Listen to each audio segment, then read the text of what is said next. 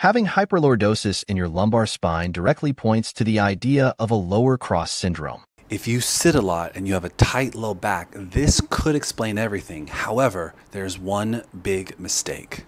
Basically, your pelvis can be viewed as a rotating object controlled by 4 strings. The tension in one pair of strings can change the position of the pelvis, which, in turn, affects the tension in the other pair of strings.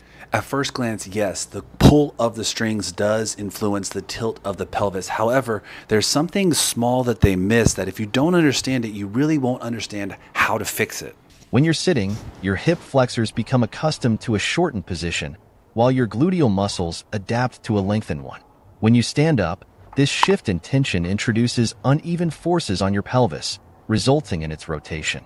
So then you should just stretch your hip flexor and strengthen your glutes. But the problem is actually much deeper. The problem is actually hip extension. Because you sit and your femur and your pelvis are stuck in this flex state, see here that your femur, your leg, is not going back. Your pelvis is still in that flex position, so that's why your back has to overextend. So the mistake is focusing on the muscles and not focusing on the joints, which it seemed like they were going to do in the beginning of the video, but then they kind of switched to the muscle thing. What you really need to do is work on femoral and hip extension rather than focusing on the muscles. If you focus on the joint, you'll get the joint and the muscle. If you focus on the muscle, you may not get the joint. So here are my favorite 2 ways to get hip extension focusing on the joint.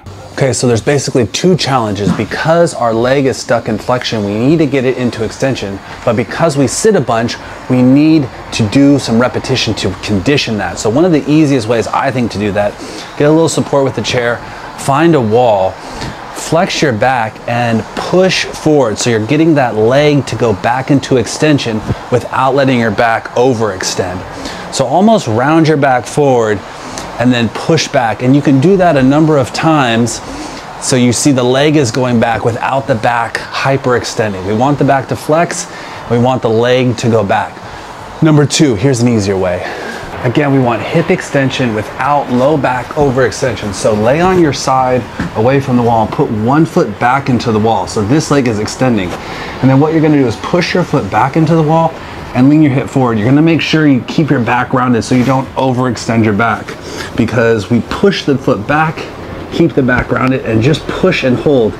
You can move your knee up and down a little bit if you want to challenge, but really if you keep your foot back, keep this foot forward without letting your back overextend, you'll feel a great glute burn. Work on hip extension, not extending your back. Condition yourself. Follow for more.